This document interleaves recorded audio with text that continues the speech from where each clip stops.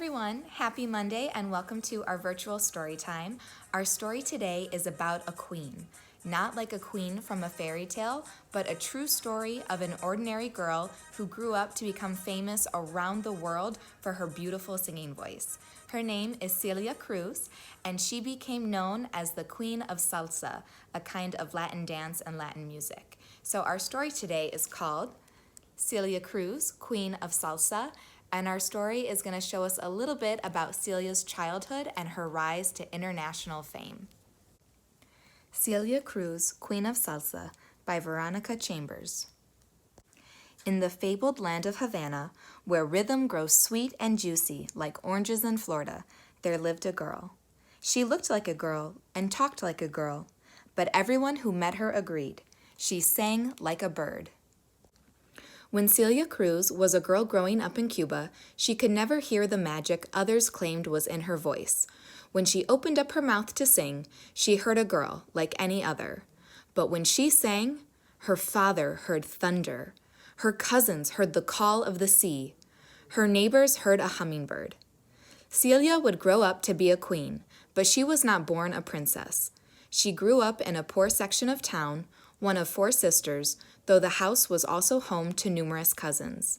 At times, there were as many as 14 children in the 2-bedroom house. Still, young Celia always stood out amongst the crowd. Her mother liked to tell the story of how a tourist bought Celia's first pair of shoes after hearing the little girl sing. Like other girls in Havana, she had chores. Some of her friends were charged with sweeping the kitchen. Other girls washed the dinner plates. Celia's job was to sing lullabies to put her younger brothers and sisters to sleep. At night, her voice carried through the windows, rolling along the cobblestone streets like a wheel or a wish. The people in her neighborhood began to gather outside of the family's front door, begging her father to leave it open. They said, "Her voice is tan dulce," sweet, like azúcar. Her voice, it was said, sent you not only to sleep, but to a nighttime land of angel dreams. Always shy and more than a little independent, Celia mistook the gathering crowds for busybodies, watching her every move. "Ay, por favor," she pleaded. "If you don't leave, these little ones will never get to sleep." Despite her initial shyness, she could not stop singing. In the afternoon, after school, she would listen to the rapid-fire calls and cries of the pregón, the street vendors calling out their wares. In time, people would recognize the passion and pulsating cries of the pregón in Celia's unique vocal style. In high school, she began singing in school shows and local clubs. The music that she loved, el son and la guaracha, blended traditional Afro-Cuban rhythms with the flavor and folklore of the tropics. It was the kind of music that sizzled from the joy of being alive. Her father loved to watch his little songbird, watch her send 100 hearts soaring with her melodies. But he was also cautious. "Keep studying, mija," he told her as she hummed old Cuban love songs while absent-mindedly flipping the pages of her school books. "You are so smart. Forget about singing, become a school teacher, and make our family proud." Her teachers, however, saw things a different way. "Take a chance," one professor told her. "With your voice, you could earn in a day what it takes me a year to make." But it was not easy to take a dream planted in your heart and make it grow in the world. Celia was unknown and did not have the kind of connections that easily opened doors. Still, she jumped at every opportunity. Talent contests at the National Theater and amateur nights on the radio. She never forgot her father's lessons on the importance of education, and after graduating high school, she enrolled in Cuba's National Music Conservatory, where she studied piano, voice, and musical theory. Then, in 1950, she got her big shot. The most popular band of the day was a group called La Sonora Matancera, and they were auditioning for a new lead singer. When they heard Celia sing, the way she made each and every note swing, they decided to give the little songbird a job. At first, La Sonora's public was outraged. Who was this no-name singer fronting their favorite band? The phones at the Havana radio stations rang off the hook with complaints. At home, Celia began to wonder if she should take her father's advice and teach school. Was she really the ruin of Cuba's most beloved band? She stood by the window, looking out at the stars she feared she would never join. And Celia asked herself, why do I sing? Is it for fame and fortune, and for the fans that do not exist?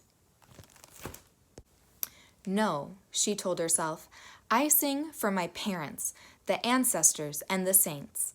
I sing because when I lift my voice up high, I feel like the first pájaro of the day, whistling buenos dias to anyone who will listen. I sing for my little brothers and sisters and the sweet expressions on their faces when they finally fall asleep.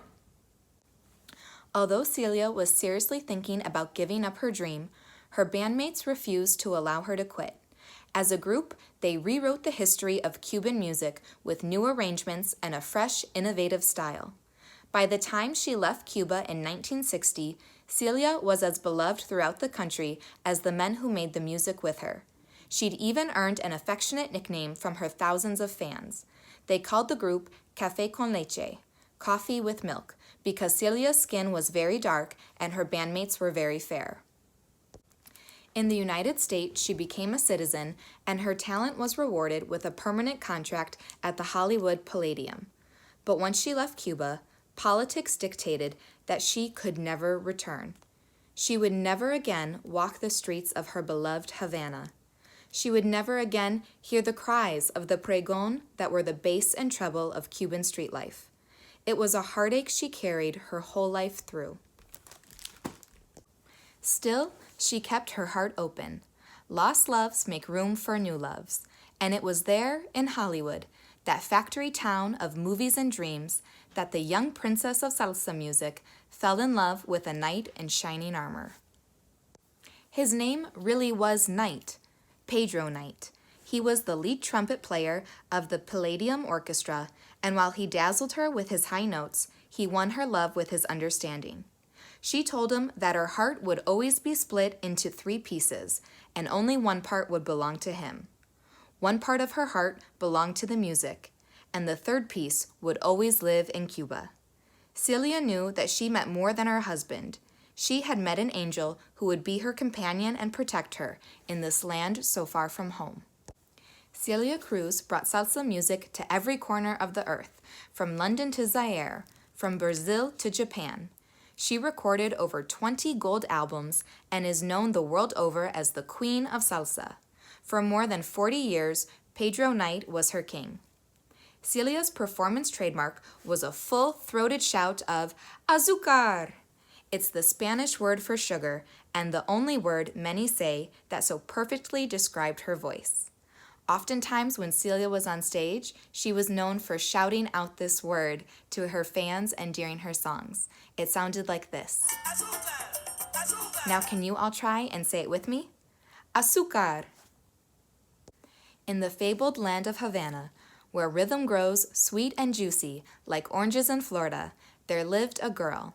She looked like a girl and talked like a girl, but everyone who met her agreed. She sang like a bird. The bird girl grew into a princess, and the princess became a much-beloved queen. Her kingdom was music, and those who loved her called her not by name, but by the joy that she inspired. At concerts, they called out, azúcar, and Celia Cruz never failed them. She sang sugar, sweet sugar, wherever she went. That was the end of our story about Celia Cruz. For our writing today, I would like you to answer some questions about the things that you've learned about Celia Cruz. First, can you answer what is it that Celia Cruz is famous for? Second, can you tell me about one obstacle that Celia overcame? And third, can you write down 3 adjectives that you would use to describe Celia? Thank you all for watching. I look forward to reading your writing, and I would recommend that when you're done with your writing, you go ahead and put on some of her music and enjoy some dancing. All right, I'll see you all next time. Bye-bye.